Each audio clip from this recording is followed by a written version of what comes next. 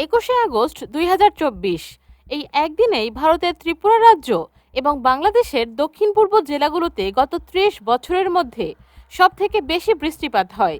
যে বৃষ্টির জল নামার কোনো জায়গা পায় না, যার ফলে শুরু হয় বন্যা। হু হু করে জল ঢুকে পড়ে গ্রামে এবং শহরে, যার কারণে এখনো পর্যন্ত প্রায় ৫০ লক্ষ মানুষ ঘরছাড়া হয়েছেন, ১০০-রও বেশি মানুষ প্রাণ হারিয়েছেন। আর সোশ্যাল মিডিয়ায় এমন কিছু ছবি এবং ভিডিও ভাইরাল হচ্ছে যা দেখলে যে কোনো সভ্য মানুষের চোখে জল আসতে বাধ্য। একের পর এক বাড়ি ভেঙে পড়ছে, জলের তলায় তলিয়ে গেছে লক্ষ লক্ষ মেট্রিক টন ফসল। শুধুমাত্র ত্রিপুরা রাজ্যের আর্থিক ক্ষতির পরিমাণ দাঁড়িয়েছে প্রায় ১৫,০০০ কোটি টাকা। ত্রিপুরার মুখ্যমন্ত্রী এই বন্যাকে ন্যাশনাল ডিজাস্টার বলছেন। বাংলাদেশের অবস্থা আরও খারাপ, এখনো বহু জায়গায় পরিমাণ মতো খাদ্য এবং ত্রাণ সামগ্রী পৌঁছায়নি। পানিতে তলিয়ে গেছে গোটা গ্রাম। উদ্ধার কাজে এগিয়ে আসছে বাংলাদেশের ছাত্র সমাজ, কিন্তু এই সময়েও কিছু নিউজ মিডিয়া এই বন্যা নিয়ে মজা করছে। বাংলাদেশ না হয় বাদ দিন, ত্রিপুরা তো ভারতের নিজেদের রাজ্য, কিন্তু কোনো নিউজ মিডিয়াতে সেইভাবে এই বন্যার ভয়াবহতা তারা তুলে ধরেনি। অবাক লাগে যে কেরলের বন্যায় যারা কৌটো নিয়ে রাস্তায় নেমে পড়ে তারা ত্রিপুরার বিন্দুমাত্র খবর রাখছে না। তবে এই বন্যার পাশাপাশি বাংলাদেশের সোশ্যাল মিডিয়ায় একটি তথ্য ভীষণভাবে ভাইরাল হচ্ছে। বাংলাদেশের বন্যার জন্য ভারত দায়ী, ভারত বাঁধ খুলে দিয়েছে বলেই এই বন্যা হচ্ছে। আর এই জোরে ভারতের 7 সিস্টার্স দখলের ডাক দিয়েছে বাংলাদেশের একদল মানুষ। অন্যদিকে তার কাউন্টারে ফারাক্কা ব্যারেজ খুলে দিয়ে পুরো বাংলাদেশকে ভাসিয়ে দেওয়ার ডাক দিয়েছে ভারতের এক পক্ষ। দুই পক্ষ থেকেই হেড ছড়ানো হচ্ছে, কিন্তু তাতে কোনো লাভই হচ্ছে না, উল্টো দুই দেশের সম্পর্ক তলানিতে নিয়ে যাচ্ছে। কিন্তু সত্যিটা কি? বন্যার আসল কারণ কি? ভারত কি জেনে বুঝে বাঁধ খুলেছিল? আর জানলে অবাক হবেন যে বাঁধ নিয়ে এত কন্ট্রোভার্সি হচ্ছে, সেই ডুম্বুর বাঁধের কারণে কিন্তু বাংলাদেশের কুমিল্লা গত ৩০ বছরে কোনো রকম বন্যার শিকার হয়নি। তাহলে প্রশ্ন হলো, এই বাঁধ নিয়ে সমস্যা কি হয়েছে? এই বন্যার আসল কারণ কি? ভবিষ্যতেও এরকম বন্যা কি হতে পারে? আর সেটি থেকে বাঁচার উপায় কি? সবকিছু বলবো আজকের ভিডিওতে। আজকের এই বন্যার আসল কারণ ও বন্যা সম্পর্কে অনেক কিছু জানতে পারবেন, তাই ভিডিওটি শেষ পর্যন্ত দেখুন। তাই ভিডিওটিতে একটি লাইক দিয়ে দেখতে থাকুন। গত ১৭ এবং ১৮ই আগস্টে বঙ্গোপসাগরে লো প্রেশার তৈরি হয়। এবার ভারতের এই যে অঞ্চলটা রয়েছে সেখানে মৌসুমি বায়ুর ফলে জুলাই আগস্ট মাসে বৃষ্টি হয়, এটি খুব স্বাভাবিক। কিন্তু এই মৌসুমি বায়ুর পাশাপাশি যদি লো প্রেশার যুক্ত হয় তাহলে বৃষ্টির পরিমাণ আরও বেড়ে যায়। আর অতিরিক্ত বৃষ্টির কারণে এখানে বন্যা হতে পারে, সাইক্লোন হতে পারে। ১৭ এবং ১৮ই আগস্ট এই বঙ্গোপসাগরে যে লো প্রেশার তৈরি হয়েছিল সেটির ফলে প্রাকৃতিক দুর্যোগ হবে, এটি কিন্তু কনফার্ম ছিল। কিন্তু শুরুতে ভাবা হচ্ছিল যে এটি ভারতের পশ্চিমবঙ্গের ওপর থেকে যাবে আর তারপর সেটি বিহারে ঢুকবে, কিন্তু তার গতিপথ বদলে যায় আর বাংলাদেশের দক্ষিণ পূর্ব জেলার ভেতর থেকে প্রবেশ করে ভারতের ত্রিপুরা এবং মেঘালয়ে। যার কারণে এই গোটা পথে প্রচণ্ড পরিমাণে বৃষ্টি হয়। ১৯, ২০, ২১ 3 দিন টানা বৃষ্টি হয়। আর ২১ তারিখের বৃষ্টির পরিমাণ ছিল সবথেকে বেশি। বলতে পারেন গত ৩০ বছরের মধ্যে সবথেকে বেশি বৃষ্টি হয়েছিল ২১ তারিখে। এমনকি আবহাওয়াবিদরাও এত বৃষ্টি ধারণা করতে পারেননি। দক্ষিণ ত্রিপুরা, যেখানে ১ আগস্ট থেকে ২১ আগস্ট পর্যন্ত স্বাভাবিক বৃষ্টি হওয়ার কথা ছিল ২৫২ মিলি, সেখানে বৃষ্টি হয়েছে ৯৮১ মিলি, মানে স্বাভাবিক বৃষ্টির তুলনায় ২৮৮% বেশি বৃষ্টি হয়েছিল। আর গোমতী এলাকায় স্বাভাবিক বৃষ্টির পরিমাণ ছিল ১৯৬ মিলি, কিন্তু সেখানে বৃষ্টি হয়েছে ৬৫৬ মিলি। আর এটি কিন্তু আমি শুধুমাত্র দুটো জায়গার কথা বললাম। সম্পূর্ণ ত্রিপুরার প্রত্যেকটি এলাকায় ১০০ থেকে ২০০% বেশি বৃষ্টি হয়েছে স্বাভাবিকের তুলনায়। অন্যদিকে বাংলাদেশের ফেনীতে ১৯ আগস্ট থেকে ২০ আগস্টের মধ্যে বৃষ্টির পরিমাণ ছিল ৩০৪ মিলি। কুমিল্লায় বৃষ্টি হয়েছিল ২১০ মিলি। মৌলভীবাজার, নোয়াখালী, চট্টগ্রাম প্রত্যেকটি জায়গায় অনেক পরিমাণে বৃষ্টি হয়েছে। এত পরিমাণ বৃষ্টির কারণে স্বাভাবিকভাবেই এলাকায় বন্যার সৃষ্টি হয়েছে। কয়েক লক্ষ মানুষ এতে ক্ষতিগ্রস্ত হয়েছে, বাড়িঘর ভেঙে গেছে। কিন্তু সব থেকে আশ্চর্যের বিষয় হলো, এই সম্পূর্ণ বন্যার দায় চাপানো হয়েছে ভারতের ত্রিপুরা রাজ্যে থাকা ডুম্বুর বাঁধের ওপর। বলা হচ্ছে যে ভারত ইচ্ছে করে এই বাঁধটা খুলে দিয়েছে, যার কারণে বাংলাদেশের ফেনী এলাকায় ভয়াবহ বন্যা হয়েছে। ভারত বাংলাদেশকে না জানিয়ে এই বাঁধ খুলে দিয়েছে, এটি কি আসলেই সত্যি? এবার একটু বৈজ্ঞানিকভাবে বোঝার চেষ্টা করি। ভারতের ত্রিপুরা থেকে গোমতী নদী পাহাড়ি এলাকার মধ্য দিয়ে বয়ে গেছে বাংলাদেশে, যেটি বাংলাদেশের কুমিল্লা শহরের মধ্য থেকে গিয়ে দাউদকান্দি হয়ে মেঘনা নদীতে পড়েছে। এবার আপনি যদি ম্যাপ দেখেন তাহলে দেখতে পাবেন যে এই নদীর গতিপথ কখনোই বাংলাদেশের ফেনীর ওপর দিয়ে যায়নি। ফেনী থেকে এই নদীর দূরত্ব অনেক বেশি।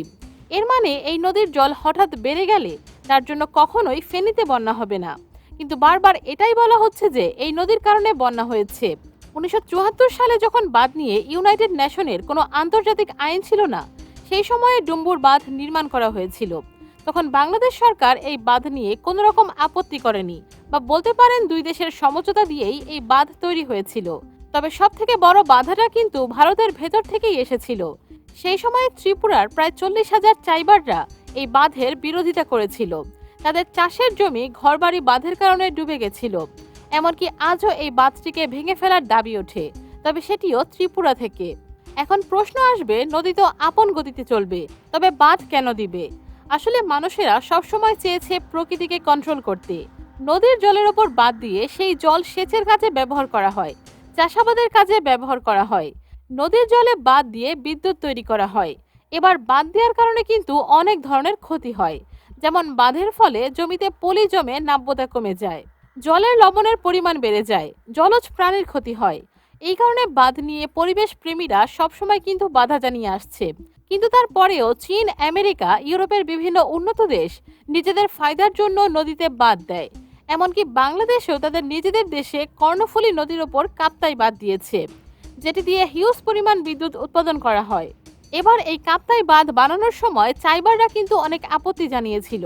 তাদের ঘরবাড়ি, চাষের জমি নষ্ট হয়ে গেছিল। মোট কথা হচ্ছে, কিছু পরিমাণ ক্ষতি হলেও আজকের দিনে নদীর ওপরে বাঁধ দেয়া হয়, কারণ বাঁধ দিলে ক্ষতির থেকে লাভের পরিমাণ অনেক বেশি হয়ে থাকে। গোমতীর ওপরে এই ডুম্বুর বাঁধ দিয়ে সে সময় একটি জলবিদ্যুৎ কেন্দ্র তৈরি করা হয়। এই জলবিদ্যুৎ কেন্দ্র দিয়ে 10 মেগাওয়াট বিদ্যুৎ তৈরি হয়, যেটি ত্রিপুরার মেইন গ্রিডে যায়। আবার সেই মেইন গ্রিড থেকে বাংলাদেশ 40 মেগাওয়াট বিদ্যুৎ নেয়। না, তারা ফ্রিতে নেয় না, অবশ্যই তারা সেই বিদ্যুতের জন্য টাকা দেয়। এখানে আমার বলার উদ্দেশ্য এটাই যে এই বাঁধের কারণে প্রত্যক্ষভাবে না হলেও পরোক্ষভাবে কিন্তু বাংলাদেশের কিছুটা হলেও লাভ হয়। তবে আরও একটি লাভ হয়, আজ থেকে 2 থেকে 3 বছর পুরনো কিছু আর্টিকেলে খুঁজে পাবেন সেটি। এই গোমতী নদীকে একটি সময় বলা হতো কুমিল্লার দুঃখ। বাংলাদেশের জল সম্পদ এবং জলবায়ু বিশেষজ্ঞ ডক্টর আইনুন নিশান্ত বলেন, ডুম্বুর বাঁধ তৈরির আগে প্রতি বছরই গোমতী নদীর কারণে কুমিল্লায় বন্যা হতো, তাদের ব্যাপক পরিমাণে ক্ষতি হতো।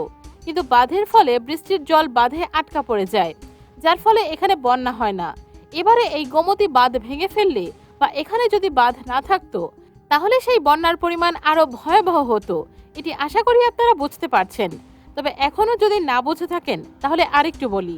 গত 17 এবং 18 তারিখে এই সম্পূর্ণ এলাকায় যে ভারী বৃষ্টি হয়েছিল, তার কারণে প্রত্যেকটি নদীর জল বেড়ে যায়। এবার বাংলাদেশের এই এলাকাটা নিচের দিকে হওয়ায় মেঘালয়, ত্রিপুরা রাজ্যগুলোতে হওয়া প্রচুর পরিমাণে বৃষ্টির জল সব নিচের দিকে নেমে আসে। আর সেই বৃষ্টির জল বাংলাদেশের নদীগুলোকে আরো ভরাট করে তোলে। 19শে আগস্ট ছিল পূর্ণিমা, যার ফলে নদী ভয়াল রূপ নেয়। এর পাশাপাশি বহু বছর ধরে এই নদীগুলোর সংস্কার ঠিকভাবে হয়নি। 2022 সালে একটি আর্টিকেলে বলা হচ্ছে, কুমিল্লার মধ্যে যে গোমতী নদী বয়ে গেছে তা ময়লা আবর্জনায় পরিপূর্ণ হয়ে গেছে। লোকজন নদীর বাঁধের ওপর দোকান বানিয়েছে, অনেকেই নদীর জায়গা দখল করে নিয়েছে। কিন্তু শুধুমাত্র কুমিল্লা না, নোয়াখালী, ফেনী প্রত্যেকটি জায়গায় এই নালা, খাল এগুলো দখলদারি করে সেখানে বেশ কিছু মানুষ ঘর তুলেছে। আর সংস্কারের অভাবে এবং দখলদারি করার কারণে পানি নামার পর্যাপ্ত জায়গা এগুলোতে নেই, ফলে স্বাভাবিকভাবেই বন্যা পরিস্থিতি তৈরি হয়েছে। এখন প্রশ্ন হলো, ভারত কি ইচ্ছে করেই বাঁধ খুলে দিয়েছিল? এটি বুঝিয়ে বলছি। ডুম্বুর বাঁধ ভারতের সীমান্ত থেকে প্রায় 120 কিলোমিটার দূরে অবস্থিত। অর্থাৎ ভারত যদি ইচ্ছে করে বাঁধ খুলে দেয়, তাহলে বাংলাদেশের কুমিল্লা ডুবে যাওয়ার আগে ত্রিপুরার প্রায় 120 কিলোমিটার এলাকা ডুবে যাবে। সেখানে মানুষ মরবে, চাষের ক্ষতি হবে। তাই ইচ্ছে করে বাঁধ খুলে দেওয়ার যে যুক্তি, সেটা এখানে আসেই না। কিন্তু ডুম্বুর বাঁধ খুলেছিল, আর এখানে বুঝতে হবে খুলে দেওয়া হয়েছিল আর খুলে গেছিল, এই দুটোর মধ্যে কিন্তু পার্থক্য আছে। খুলে দিয়েছে বললে বোঝা যায় সেটি ইচ্ছাকৃতভাবে খুলে দেওয়া হয়েছে, আর যেটি কিনা সোশ্যাল মিডিয়ায় ছড়ানো হচ্ছে। কিন্তু আসলে যেটা হয়েছিল সেটি হলো, এই বাঁধটা অটোমেটিক্যালি খুলে গেছিল। এবার প্রশ্ন আসবে যে কিভাবে একটি বাঁধ অটোমেটিক্যালি খুলে যেতে পারে। যখন একটি বাঁধ বানানো হয়, তখন তাতে বেশ কিছু গেট লাগানো হয়, প্রয়োজনে জল ছাড়ার জন্য।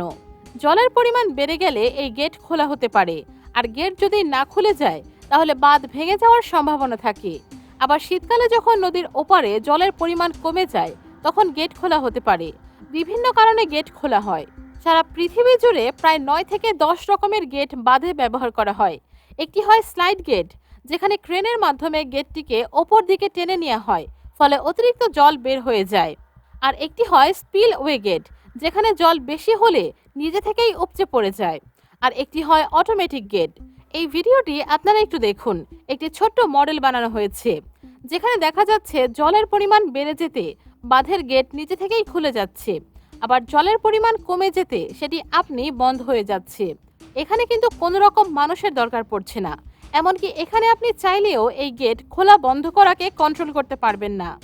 একমাত্র জলের চাপ বাড়লে গেট খুলবে, ইচ্ছে করে এই গেট খোলা যাবে না। এবার সোশ্যাল মিডিয়ায় যেটি বলা হচ্ছে যে 30 বছর পর ভারত গেট খুলে দিয়েছে, কিন্তু সেটি কেন? এখন আমি অলরেডি আপনাদেরকে বুঝিয়ে দিয়েছি যে কেন গেটটি নিজে থেকেই খুলে যায়। আর এই 30 বছর এত বৃষ্টিপাত কখনোই হয়নি। তাই 30 বছর পরেই ভারতের এই গেটে হঠাৎ করেই বাঁধের গেট খুলে গিয়েছিল। আশা করি আমাদের আজকের এই ভিডিওটি আপনাদের ভালো লেগেছে। বন্ধুরা, আমাদের তথ্যে কোনো ভুল থাকলে অবশ্যই কমেন্টে জানাবেন। ভিডিওটি ভালো লাগলে অবশ্যই একটি লাইক, কমেন্ট এবং শেয়ার করবেন। নিত্য নতুন ভিডিও পেতে আমাদের চ্যানেলটি সাবস্ক্রাইব করে পাশে থাকা বেল বাটন ক্লিক করে অলে সেট করে দিন। ধন্যবাদ।